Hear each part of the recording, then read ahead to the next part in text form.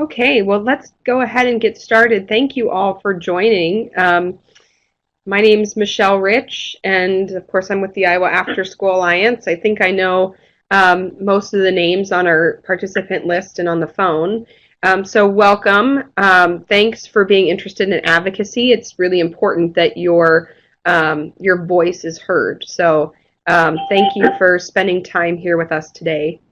I wanted to just give a shout out to our ambassadors, our new advocacy ambassadors that are joining us here today. I see Barb, and I know Amanda's on, and Passion from Olwine, Dubuque, and Des Moines, respectively. Thank you for joining. You're a really important part of our overall structure for advocacy at the Iowa Afterschool Alliance. I'll go through what else we do at the Iowa Afterschool Alliance as we go through the presentation today, but I want to encourage everyone, if they have something to add or if they have a burning question, please go ahead and either ask it over the chat or you can ask it on the phone line as well, or through your computer. We'd love to hear it. Their questions are helpful for everyone as well as your personal experience. So please feel free to speak up. Our agenda today, I don't think our presentation will take too long. I wanted to balance the level of knowledge of people that we have within our network with some advocates in waiting, the potential advocates that don't know a lot about advocacy. So today we'll talk about the basics of what is advocacy versus lobbying. I know that's always a big question of people. So we'll go through that and talk a little bit about that. Then we'll talk about the budget process because this is a timely webinar given the budget that has been proposed by President Trump. We'll talk a little bit about what to expect there, then talk through advocacy activities, and then steps to effective advocacy. First off, the difference between advocacy and lobbying. I know that people have questions about this all the time. The actual definition of advocacy is the act of pleading for, supporting, or recommending an active espousal. Basically, what it means is that you're actively supporting a position on an issue, but this does not necessarily mean legislation. It could be anything, a law, a policy, or a program. So just know advocacy is very broad. Then lobbying is put into two different buckets, direct lobbying and grassroots lobbying. Direct lobbying is directly communicating with legislators and their staff to express a view about a specific legislative proposal. And this is really key here in lobbying. It's in relation to specific legislation or a specific policy. And then grassroots lobbying is if you were to encourage the public or your stakeholders to contact legislators with a call to action.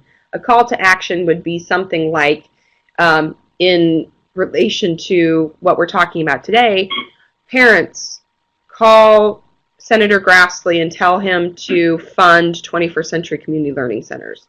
That's lobbying. But I want to assure you that you can lobby. You just have to be careful with federal funds. You certainly can't use federal funds to lobby on specific legislation. But as nonprofits and quasi-governmental entities, you are allowed to lobby. It is not illegal. In fact, it's protected.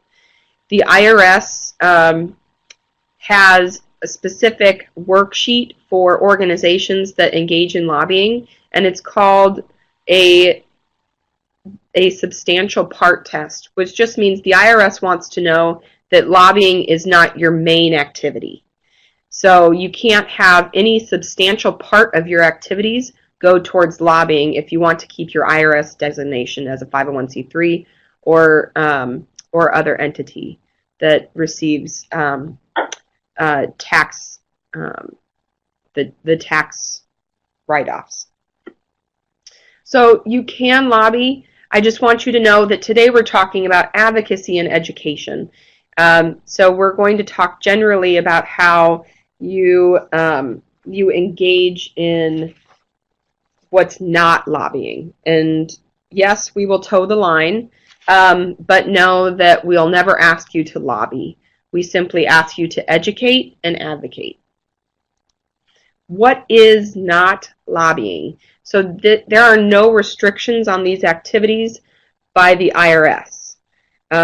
You can educate, which just means telling legislators or other policymakers what services you provide and the needs of your community. So for instance, calling Senator Grassley about 21st Century is not lobbying if you're simply telling him about your great program and how important it is to your community.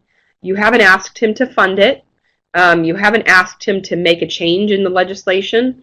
You're simply letting him know what's happening back in his home state. The second no restriction is public communications explaining how a legislator voted on a specific issue or candidate positions. You'll want to be bipartisan in this sort of activity, and this is probably not something that you will engage in very much, but something that the Iowa Afterschool Alliance could potentially do on your behalf. But this just explains how a legislator voted. That's a matter of fact. So that is not lobbying. And then finally, public communications that do not include calls to action. That means having your constituents, your stakeholders, parents, program partners, also calling Grassley or Ernst or any member of our delegation on 21st Century and what kind of impact it's having in your community. Now, if you're worried about the legislators not getting the point of these communications, they certainly will. They will put everything,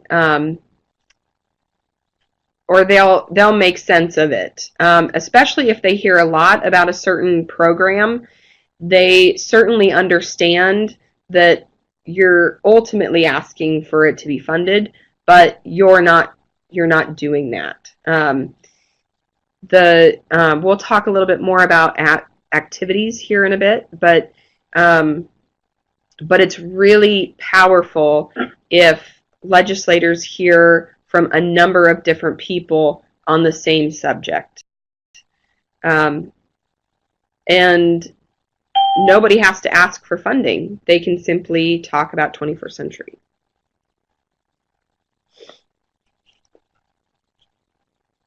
Now, why it's important right now, this is our real-world advocacy.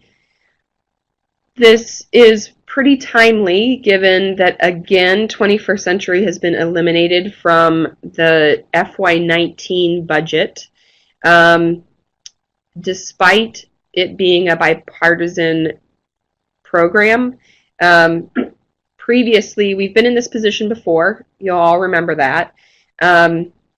We had a number of advocates write and call and do site visits, and the members of Congress heard that.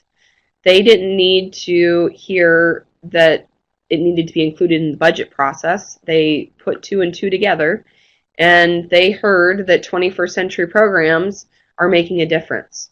And so it only makes sense that it should be a federal priority. A few things that I want to have you keep in mind is that this is only a proposal, and now it's on to Congress to decide the ultimate budget.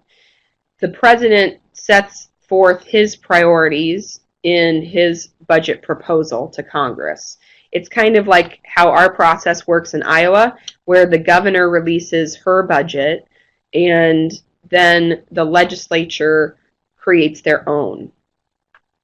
The main thing is that the appropriations committees in both chambers, the House of Representatives and the Senate, have to develop they often do. Sometimes they come together and create a single appropriations bill, but this time they're separate.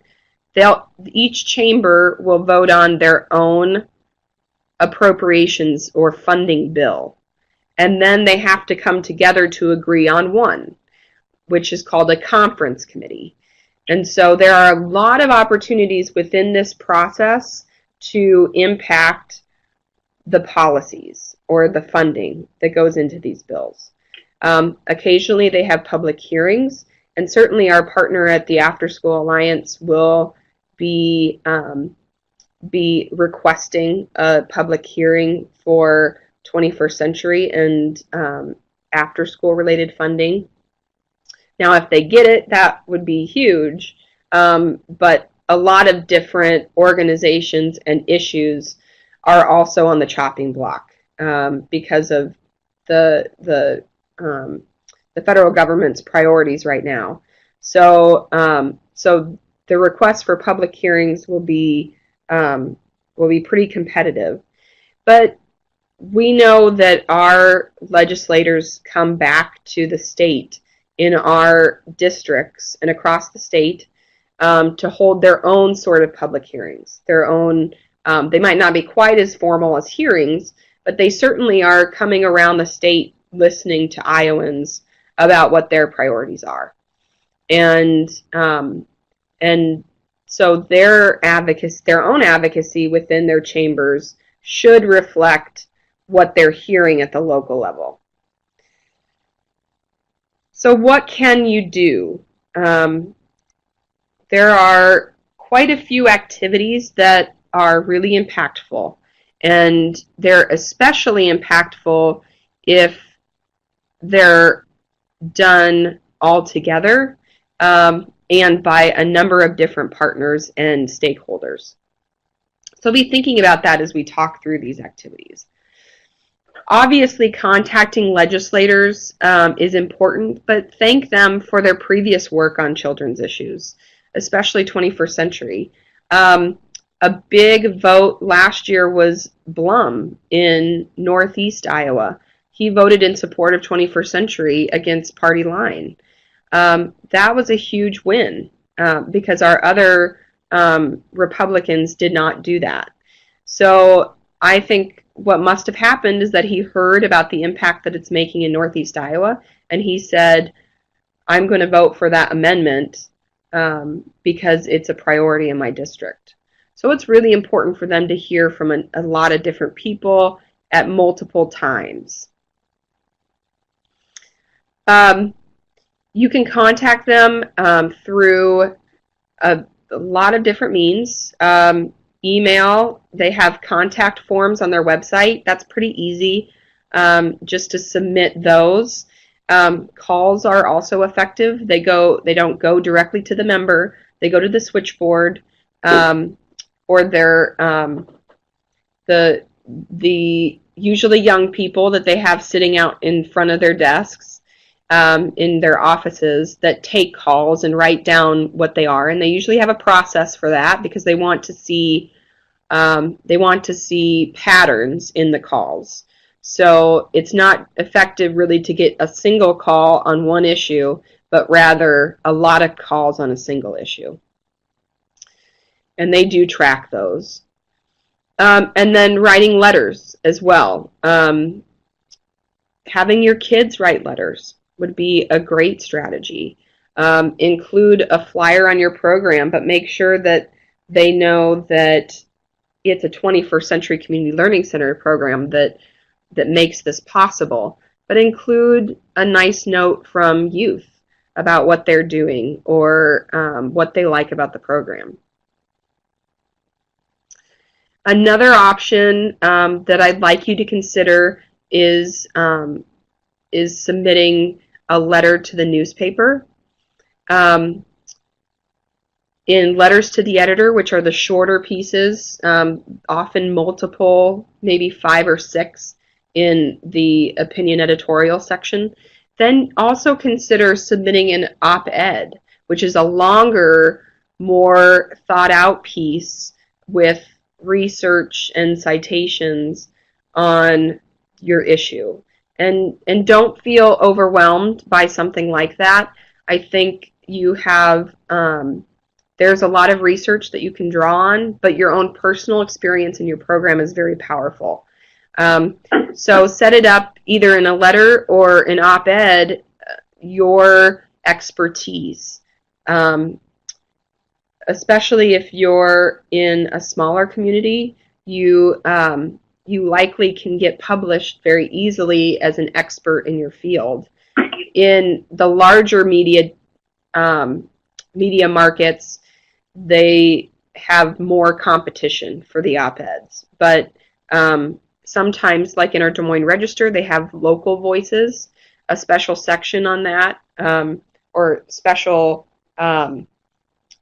series. So don't feel overwhelmed by submitting a letter to your local newspaper. It's a really great way to get the message out there to a large audience, not just the legislators.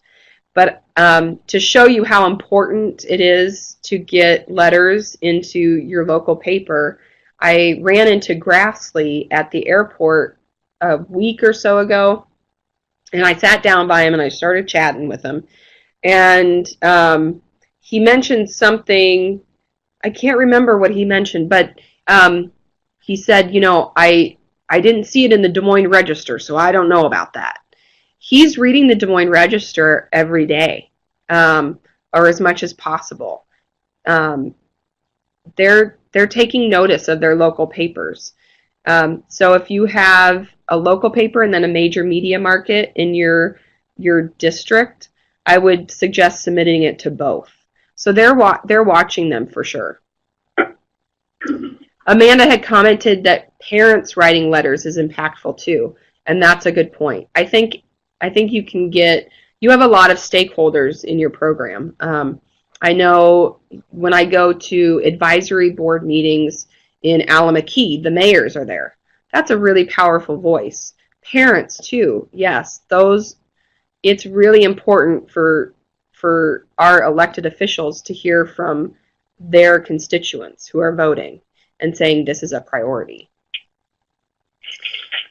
Related to that, outreach to local elected officials, creating relationships with your local electeds is important and can be a really strong, what we call grass tops, rather than grassroots, but grass tops voice for your issue. These are influential people because they're active in their party. And especially if the party matches the legislator, if your legislator is a Democrat and the local elected official is a Democrat, if they run on party lines, then that could be a really influential voice. They likely know each other, and that person could be influential with our legislators. So think about reaching out to local elected officials to be a voice for your program.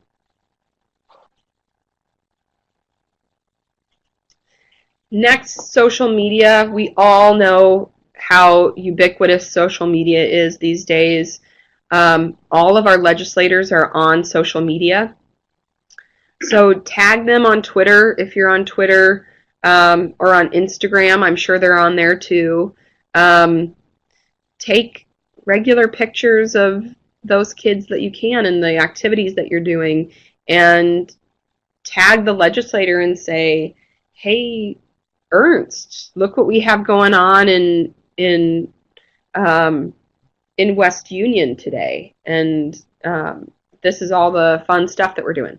On Facebook, you can tag them there. Just different ways to get out your message and be visible for the legislators.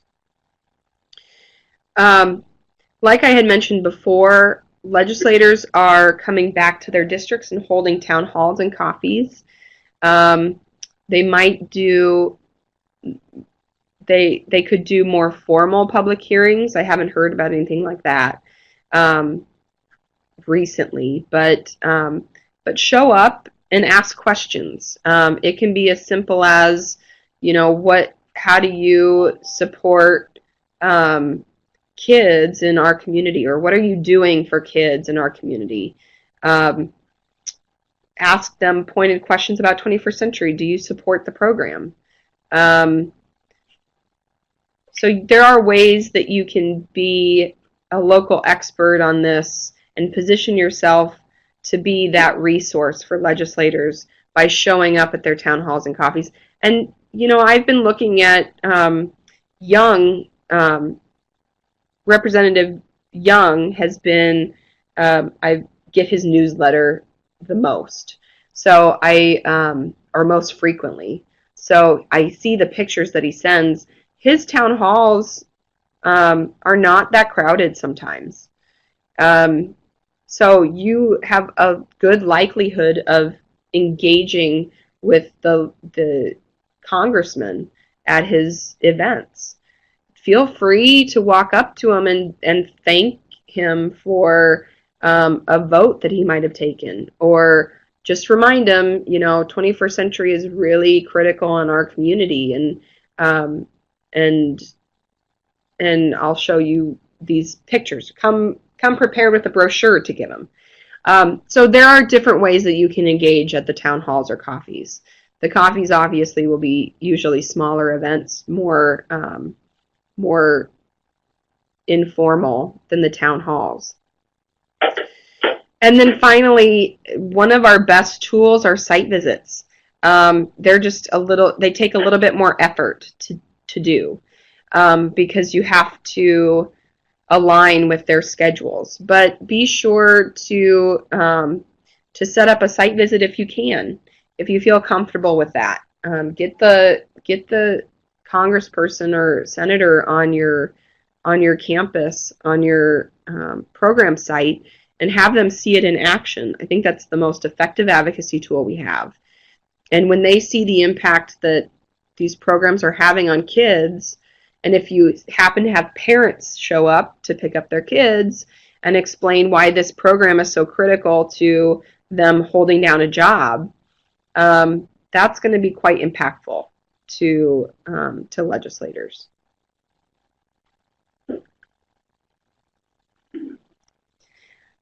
So some tips on effective advocacy. These are a few tips that we have, and know that there are plenty of resources available at your disposal. You can see in the files pod that there is an advocacy guide that we've created specifically for you as after-school programs. So take a look at that. There are some resources from a group called Alliance for Justice, and they have a lot of resources on nonprofits advocating or lobbying. So if you're interested in more on the lobbying question, please go to Alliance for Justice, but I've included a few resources here for you right now. A copy of this PowerPoint. Vic has put together a really nice document here at the end on how after-school programs make a difference. And it's a great document just on different talking points, really, for how after-school programs make a difference. And the message might be very different for each legislator. And so they might have a pet issue that after-school programs impact. I just noticed on the document, what stuck out to me was vision screenings or eyeglass contributions of eyeglasses to programs, and how after-school programs can help kids see, and all of the important benefits of that. And I thought that was a strong argument. Perhaps vision is a really important issue for a legislator or elected official. That's a great talking point, for instance. But that gets to my first point on effective advocacy, is getting to know your audience. I've put the link to our state legislators on here. You can see which committees they're on, and this is also important for our congressional delegation. They're on certain committees, and that's where they focus a lot of their expertise and lawmaking in. So, for instance, Grassley is on the judiciary. He's actually chair of the judiciary, which is a big deal. So he's interested in a lot of judicial issues. Juvenile justice, for instance, could be really powerful for Grassley. So think through what makes them tick, what their background is. There are legislative books out there on our state legislators around their background, getting to know how they grew up. Grassley's been there for a while, so I know a lot about him. He still runs a family farm, so that rural aspect is really important to him and touches a nerve. So get to know your audience, no matter who it is, and figure out what makes them tick to find the in that you have with them. They might not be interested in the general message around after school. They might be more interested in a niche issue, like juvenile justice or vision screening or STEM, whatever makes them tick. Also, know your goal. Today we've been talking about appropriations and the importance of impacting that process, but you might have a different goal in your advocacy locally, where you're looking for the school board to vote in favor of purchasing resources for your program or something more specific. Know your goal and understand who the influencers are on that issue, and then understand what makes the influencers tick. That way you can really hone your message and figure out your in for each of those. And then develop your elevator speech, which is a big part of our advocacy guide. We go through a full process on developing your elevator speech, which just means getting down what you basically want to say. So when somebody asks you, who are you, you can effectively run through your spiel practiced and with the sort of information that you want to relay very quickly, or in the time that it takes you to take the elevator to your hotel room, for instance. So we go through that whole process, and we use some media training in it, developing a message map and that process. So take a look at that, and it's really important when you run into Grassley at the airport and you sit down by him, you can run off exactly what you do and what kind of impact you're making. That's what I have for you today. I'm always happy to talk advocacy at any time. So if you have a particular question or you want to run through something that you're thinking about doing for advocacy, let me know. That's my cell phone number and my email address. I'm sure you know my email address because you get a lot of emails from me. But I'm open to questions or comments from anybody. Maybe one of the ambassadors can talk about something that they have planned coming up.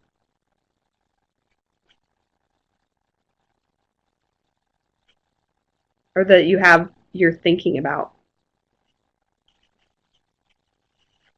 This is Barb from Hawaii, and I really appreciated coming in on February 13th. That was a great learning experience for me. Great, and Barb's talking about our state legislative day at the Capitol, and just a little update on that. If you get our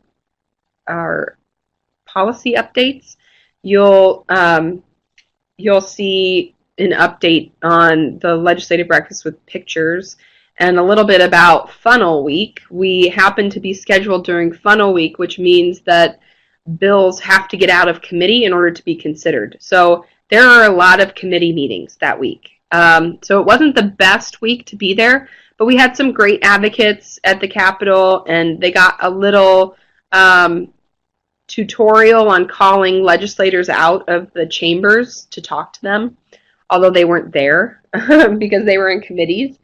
But it's the legislative day is a great opportunity for after school to be visible at the Capitol, to remind legislators that after school is an issue they should care about, and that people do care about across the state. So so we had kids in town from Cedar Falls, Council Bluffs, Des Moines, and Burlington, to name a few. And we had a great showing with kiddos, and we had our ambassadors there. So thank you, Barb and Passion and Amanda. It was just when we went to call out the legislators and get a chance to do our elevator speeches, they were in committee. And that's an important time where you don't call them out. So people got that experience, and Barb, I'm glad to hear that it was illuminating for you. I would just, if you're near Des Moines, I'm happy to, or if you're going to be in Des Moines at all during the legislative session, that we have about a month or maybe longer left in the session. Feel free to get a hold of me, and we can go to the Capitol together and talk to legislators in your districts. That's always a good opportunity. They want to hear from local people, not lobbyists. And it's just rare that we get the chance to do that. So the message is much more impactful coming from you than it is from me. Although they'll talk to me, it's a better message coming from people that are in their districts. This is Amanda from Dubuque. What we're doing currently is I reached out to Michelle. Thank you, Michelle, for getting us some of the roses or red cards, basically the IAA cards. And what we have done is put them at our site for kiddos to write what their favorite part of after-school programming is. And then for parents, too, when they come to pick up, to write down why is after-school programming important to them. And so we're gathering those within the next couple of weeks, and then we're going to break them up and separate those and send them to, our legislators locally with a nice thank you card with that as well, to encourage them, to kind of think about after-school programming when making that vote. That's a great idea. And I neglected to mention, I know Stacy from West Union has reached out on the postcards that we had last year during this time. I know we gave them out at Impact to the directors. We have the chance to get more postcards. So I'm going to get those in the mail and send them out to everybody. And hopefully we can get some postcards from your stakeholders. So parents, partners, they're postage paid to legislators, I believe. And so all you have to do is sign your name and write a little message and then put them in the mail. So I'll get more of those from the After School Alliance for everybody. That'd be great. That's great. Any other comments or questions related to advocacy? This is Jelly from Oak Ridge. And I have a question for you. When we put out the information on our site, Mm-hmm. we have can we, or do you guys send our website to our legislators, or can we? That's a good idea. I would do it directly because it will be more impactful coming from you directly. But yeah, show them your website, give them as much information as possible, and have them flip through it, and I think it's great for them to see what your image online too. Okay. But that's an easy email where you can use their online forms. They don't really give out staff or legislator email addresses. You have to know who's who with the staff. Right. But yeah, just use their online form and let them know that you want them to check out your website, and that 21st Century is important to their district. It's a good idea. Okay, one other question. I really, really like the idea that I think Amanda had with the IAA card. Mm-hmm. And I want to put in an order for some of those so we can do the same. Okay, great. Thank you. Yeah, I'll do that. I'll send some to you. We have some left over, so I'll get the rest to you, Billy. But we'll get the postcards from Afterschool Alliance, and those are a little bit more specific to the policies. I can't remember what they said from last year, but they're going to be pretty much the same as last year. So Okay. I'll get some more. Thank you. Any other questions or comments from anyone? Great. Well, thank you all for joining today, and I hope you have a great week, and we'll see you in March for the March Best Practice webinar. Just a reminder that Vic has set up a demo for March 8th, I believe, for Zoom. So if you aren't used to Zoom, be sure to join us on March 8th to use that technology. And then our next Best Practice webinar will be on the 27th of March. So be prepared for that. Thank you all for your time today, and we'll talk to you in March.